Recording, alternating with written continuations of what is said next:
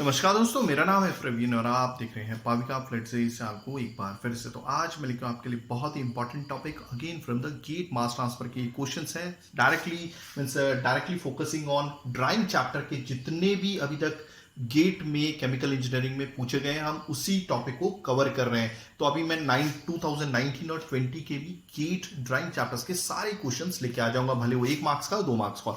But आगे बढ़ने से पहले अगर आपने मेरा चैनल सब्सक्राइब नहीं किया तो प्लीज ये आपसे बहुत बड़ी रिक्वेस्ट कि आप मेरा चैनल सब्सक्राइब कीजिए, लाइक एंड शेयर मत भूलिएगा, ताकि मैं ऐसे ही एजुकेशनल वीडियोस आपके लिए हमेशा और पल लेके आता रहूंगा। इसमें हम देखेंगे बेसिक, मतलब कैसे ड्राइंग के क्वेश्चंस किए जाते हैं, क्या बेसिक्स इसमें इन्वॉल्व है। एक रिक्वेस्ट जरूर करना चाहूंगा कि आपको मालूम है कि ये वीडियोस बनाने में काफी मेहनत लगती है। तो अगर आप अपने से, अगर आपको लगता है कि आपने हमसे कुछ सीखा है, तो आप डोनेट कर सकते हैं और उसका भी लिंक आपको डिस्क्रिप्शन बॉक्स में मिल जाएगा। ठीक है, तो आपको अगर लगता है स्पेशली कि डोनेट करना चाहिए, तो आप जो भी आपका अमाउंट ठीक लगे वो डोनेट कर सकते हैं। तो चलिए स्टार्ट करते हैं, ज्यादा ना टाइम लेते हुए। इस क्वेश्चन को साथ में लिखेंगे गिवन डेटा।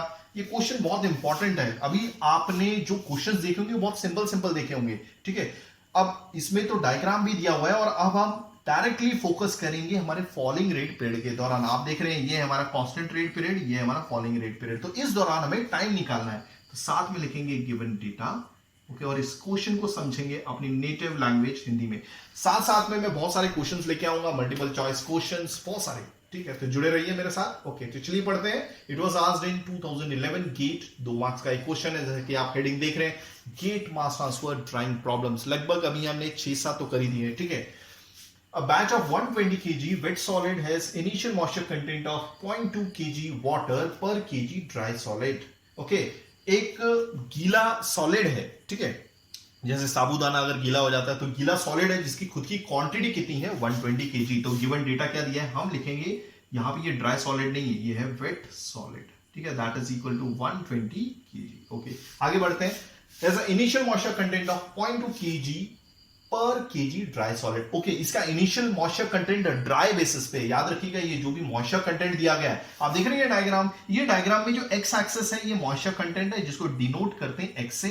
ओके, और इसका क्या बोलते हैं, यूनिट बोल सकते हैं केजी मॉइस्चर पर केजी ड्राई सॉलिड। एक्स का मीनिंग है मतलब हर एक केजी ड्राई सॉलिड के साथ कितना केजी, कुछ तो केजी मॉइस्चर एसोसिएटेड है या उसके साथ चिपका हुआ है। ठीक है, और ये आप वाई एक्सिस में देख रहे हैं, यहां पर रेट ऑफ ड्राइंग दिया हुआ है, क्या रेट से ड्राइंग होती है। कहने का मतलब अगर इसकी यूनिट पे थोड़ा सा ध्यान देंगे, ठीक है, कि कुछ तो केजी मॉइस्चर इवेपोरेट हो रहा है या फिर रिमूव किया जा रहा है, कहां से, 1 मीटर स्क्वायर के एरिया से, और 1 घंटे में। क्लियर हो गया। आप देख रहे हैं यहां पे ये ग्राफ कांस्टेंट है, कांस्टेंट लाइन से आगे बढ़ता है, अचानक से ये लीनियरली गिरता जाता है। ठीक है, तो आप देख रहे हैं आपका x की वैल्यू तो जरूर रिड्यूस हो रही है, मगर इस दौरान आपकी r की वैल्यू कांस्टेंट रहती है, तो वो होता है कांस्टेंट रेट ऑफ ड्राइंग, और वो सिर्फ कांस्टेंट रेट ऑफ पीरियड में होता है। और जैसे जैसे आप x की वैल्यू को और रिड्यूस करते हैं, यानी कि मॉइस्चर कंटेंट को, आपका r की वैल्यू गिरती जाती है। आप देख रहे हैं ब्लू कलर से 0.2 के लिए 1.2 रेट ऑफ ड्राइंग है, 0.1 के लिए 0.6 है। तो ये जस्ट समझाने का एक मतलब था। तो moisture content, initial moisture content दिया हुआ है। अब हम इनिशियल मॉइस्चर कंटेंट को लिखेंगे 0.2। यूनिट में बार बार नहीं लिखूंगा, क्योंकि मॉइस्चर कंटेंट की यूनिट क्या है, 1 केजी ड्राई सॉलिड में कुछ तो अमाउंट मॉइस्चर है, कितना मॉइस्चर है 0.2, तो इनिशियल मॉइस्चर कंटेंट हमारा 0.2। ओके, आगे बढ़ते हैं। The exposed area of drying is 0.05 metre square per kg solid. Okay, 1 kg dry solid के हिसाब से कुछ एरिया दिया हुआ है। देखिए, जो भी एक्सपोज्ड यानी कि वो वाला एरिया जो खुला हुआ है ड्राइंग के लिए, जो अवेलेबल है ड्राइंग के लिए, वो कितना है 0.05 metre square per kg dry solid. तो एक काम करता हूं, ये लिख लेता हूं, this is the area. But ये जो एरिया दिया हुआ है ये सिर्फ 1 केजी ड्राई सॉलिड के हिसाब से दिया हुआ है। अभी फिलहाल हमें ये नहीं मालूम कि कितना ड्राई सॉलिड अवेलेबल है, क्योंकि ये तो वेट सॉलिड है। ओके, यहां पे लिख लेता हूं 0.05 metre square per kg dry solid. इसमें बहुत सारी चीजें देखने वाली हैं। ठीक है, ओके, आगे बढ़ते हैं। The rate of drawing follows the curve given below. Okay, अभी बोल रहा है कि जो रेट ऑफ ड्राइंग है, यानी कि क्या रेट से मॉइस्चर इवेपोरेट हो रहा है या रिमूव हो रहा है, वो इस डायग्राम में दिया हुआ है, जिसको हमें एनालाइज करना है और फिर हमें वैल्यूज उठानी है। Okay, the time required in R for drying this batch to a moisture content of 0.1 kg water per kg solid is. देखिए, आप जब भी टाइम जोन निकालते हैं, ये जो होता है हमारा कांस्टेंट रेट पीरियड के दौरान आता है, कांस्टेंट रेट पीरियड। ओके, और इस दौरान जो टाइम होता है, सपोज T1 बोलेंगे, या फिर टीसी बोलूंगा, वो ज्यादा बेटर है। इस दौरान जो टाइम लगता है, ठीक है, कांस्टेंट रेट पीरियड के दौरान, वो टीसी बोल देंगे। और फॉलिंग रेट पीरियड ये क्या है आपका, यहां से लेकर इस पॉइंट तक जहां पे आपका मॉइस्चर कंटेंट लगातार गिर रहा है, मतलब फिलहाल यहां पर भी तो गिरता ही है, मगर यहां पे आर की वैल्यू लगातार गिरती जाती है, ठीक है। तो ये हो गया हमारा फॉलिंग रेट पीरियड। कौन सा, यहां पे लिख देता हूं, फॉलिंग रेट पीरियड हो गया। तो हाँ, अब क्या बोला है कि इसी दौरान, इसी फॉलिंग रेट पीरियड के दौरान हमें टाइम निकालना, द टाइम रिक्वायर्ड, वो भी आवर्स में चाहिए। कब, for drying this batch to a moisture content of 0.1 kg water per kg dry solid. अभी हमें कैसे पता चलेगा कि फॉलिंग रेट पीरियड के दौरान है? आप देखिए खुद ही, उसने क्या बोला है, इनिशियल मॉइस्चर कंटेंट कितना था, कितना था भाई, 0.2। ओके, कहां तक हमें जाना है, 0.1। तो 0.2 की वैल्यू किस में लाई कर रही है, क्या ये कांस्टेंट रेट पीरियड में? नहीं, 0.2 भी आपका फॉलिंग रेट पीरियड में, और 0.1 जहां तक हमें फाइनली जाना है वो भी कहां तक है, आपका फॉलिंग रेट पीरियड के दौरान है। तो मतलब हमें ये वाला यहां से यहां तक जाना है, सिंपल है। ओके, तो हमारे पास कुछ ऑप्शंस दिए हुए हैं, A 0.033, B 0.43, C 0.6, D 2.31। ठीक है, तो देखते हैं कौन सा आंसर होगा। तो अब हम मिटा देते हैं, हमने लगभग सारी चीजें लिख ली हैं।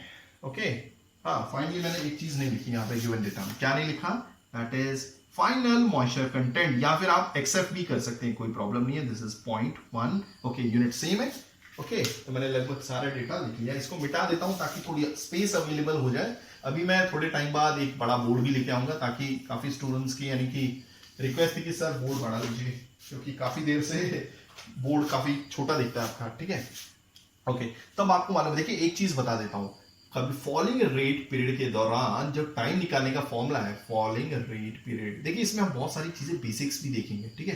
अभी देखिए इसमें सबसे पहला प्रॉब्लम है कि ड्राई सॉलिड कैसे निकालें, ठीक है। फॉलिंग रेट पीरियड के दौरान जो टाइम निकाला जाता है, इस दौरान देखिए इतनी 0.2 से लेके 0.1 तक कितना टाइम लगेगा, इस मॉइस्चर कंटेंट से इस मॉइस्चर कंटेंट के लिए। आप देख रहे हैं 0.2 के लिए आर की वैल्यू 1.2 है, 0.1 के लिए 0.6 है। ओके, तो T is equal to -LS by A integration from initial moisture content, initial moisture content suppose XI, ये लिखा है मैंने, XI लिखूंगा तो ज्यादा बेटर है। Okay, to final moisture content दिया हुआ है, okay, dx by R, R क्या है आपका, रेट ऑफ ड्राइंग।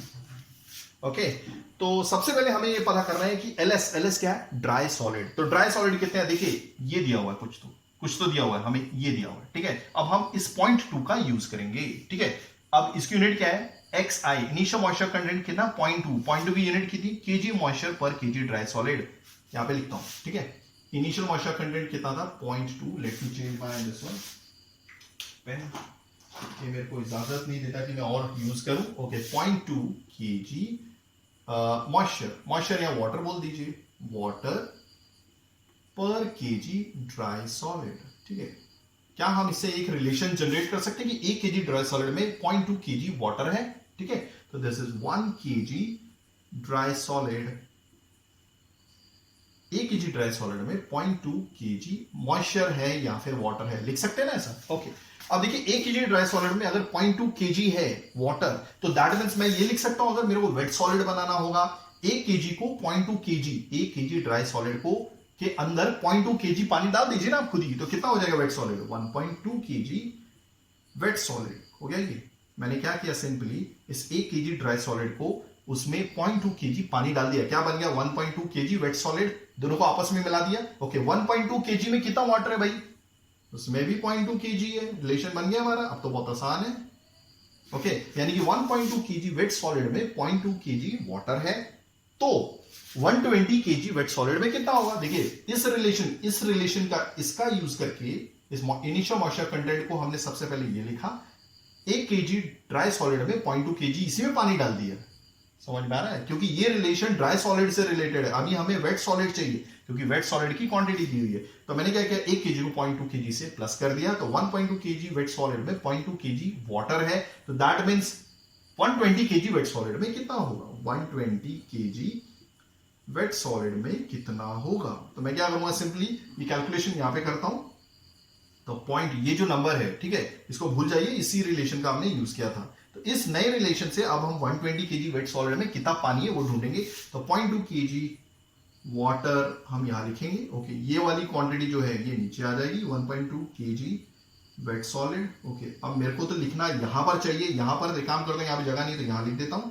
ओके, और ये जो 120 केजी के लिए हम ढूंढ रहे हैं वो यहां लिख देता हूं, 120 केजी वेट सॉलिड। ओके, ये वेट सॉलिड कैंसिल, कितना आ गया अगर आप फाइंड आउट करेंगे तो this is coming out to B 20 KG. क्या अब यूनिट क्या बच गई, सिर्फ ये केजी वाटर, तो केजी वाटर है, यानी कि 120 केजी गीले सॉलिड में 20 केजी वाटर है। ठीक है, तो एलएस क्या होता है, ये तो ड्राई सॉलिड है, तो अगर 120 वेट सॉलिड था उसमें से पानी माइनस कर दिया, पानी कितना निकला 120 हमारा वेट सॉलिड है, इसमें से पानी माइनस कर दिया तो जो सूखा सॉलिड है दैट इज 100 केजी निकलेगा ड्राई सॉलिड। हो गया, ये भी चीज क्लियर हो गई। तो एलएस की वैल्यू आ गई है, यहां पे लिख देता हूं, this is very very simple, LS is equal to 100 kg dry solid. हो गया, ये भी। आगे बढ़ते हैं, आई होप आपको चीजें बहुत अच्छे से समझ में आ रही है, इट्स वेरी इजी। ठीक है, चलिए एरिया ढूंढते हैं। अब ये जो एरिया है ये 1 केजी ड्राई सॉलिड के लिए, तो फिलहाल मैं इसको मिटा देता हूं। ठीक है, फॉर्मूला मिटा दिया मैंने, गड़बड़ हो गई, कोई बात नहीं चलता है। ठीक है, ओके, तो चलिए अब हम करेंगे हमारा एरिया। तो एरिया क्या बताता है, देखिए ये रिलेशन हमें मिल गया, 1 केजी ड्राई सॉलिड के पास कितना एरिया, यानी कि 1 केजी। देखिए इसका यूज मैं कर रहा हूं, पहले जो हमें एरिया दिया था वो पर केजी ड्राई सॉलिड के साथ था, तो 1 केजी ड्राई सॉलिड के पास कितना एरिया है, दिस इज 0.05 मीटर स्क्वायर। अगर 1 केजी ड्राई सॉलिड के पास 0.05 मीटर स्क्वायर है तो हमारे पास ड्राई सॉलिड कितना है भाई, वो तो है 100 केजी ड्राई सॉलिड। तो 100 केजी ड्राई सॉलिड के साथ कितना होगा, फिलहाल आप ऐसा लिखिए, ये सामने आएगा, ये वाला नीचे आ जाएगा, 1 केजी ड्राई सॉलिड। ये बेसिक्स है, मैं बेसिक्स बताता हूं और कुछ नहीं, ताकि आपका कंक्लूजन जो भी रिजल्ट हो वो फाइनली क्लियर हो जाए। ओके, ये 100 केजी डायरेक्ट सामने आएगा, जिसके लिए आप ढूंढ रहे हैं 100 केजी ड्राई सॉलिड। तो ये ड्राई सॉलिड कैंसिल, क्या यूनिट रह गई, केजी ड्राई सॉलिड कैंसिल, तो आ जाता है 0.05 into 100 is your 5 metre square. ये यूनिट बच गई ना। Okay, let me check. तो फाइनल आपका एरिया ये हो गया, 100 केजी ड्राई सॉलिड के हिसाब से आपका एरिया हो जाता है 5 मीटर स्क्वायर। हो गया, दिस इज योर एरिया। चलिए आगे बढ़ते हैं। अब मैंने ऑलरेडी बताया था आपको, फॉर्मूला क्या था, T equal to negative LS by A, integration from initial moisture content to final moisture content. Initial point 2 है, फाइनल पॉइंट 1 तक जाना है। ओके, तो फॉर्मूला यहां पे लिख देता हूं वापस, T is equal to negative LS by A, integration from xi to xf dx by A। देखिए बहुत आसान है, इंटीग्रेशन क्या होता है, एरिया अंडर द कर्व, कहां से कहां तक, इनिशियल मॉइस्चर कंटेंट से फाइनल मॉइस्चर कंटेंट। इनिशियल क्या है 0.2, फाइनल क्या है 0.1।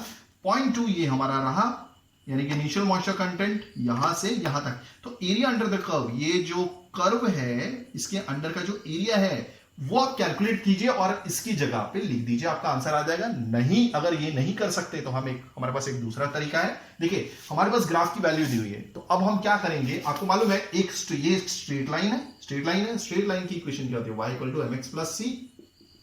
ओके, y एक्सिस क्या है आपका, रेट ऑफ ड्राइंग, यानी कि r से डिनोट करेंगे, m स्लोप है इसी स्ट्रेट लाइन की। ओके, x क्या है, मॉइस्चर कंटेंट है इसलिए x लिखा, प्लस c, ये c क्या है आपका कांस्टेंट। हो गया ये भी। ओके, चलिए आगे बढ़ते हैं। अब हमारे पास कुछ कंडीशंस है, उसको यूज करना है। व्हेन, अब हम क्या कंडीशन यूज कर रहे हैं, कंडीशन नंबर 1। ठीक है, तो कंडीशन 1 यूज कर रहे हैं कब, जब देखिए आप देख रहे हैं जब x की वैल्यू 0 हो जाती है तो r की वैल्यू क्या है, तो वो भी 0 हो जाती है। सिंपल यहां पे दिख ही रहा है, क्योंकि ग्राफ आपका ओरिजिन से निकल रहा है। When x equal to 0 that means r is equal to 0। तो ये वैल्यू मैं इस इक्वेशन 1 में पुट करूंगा। ठीक है, तो r 0 हो गया, m x भी 0 हो गया, तो ये भी 0 हो गया, plus c, so therefore c equal to 0 हो गया। सिंपल, यानी कि कांस्टेंट की कोई वैल्यू नहीं है। तो अब ये हमारी इक्वेशन रिड्यूस होकर अगर ये c की वैल्यू पुट करूंगा तो इक्वेशन 1 क्या हो जाती है, r इक्वल टू mx।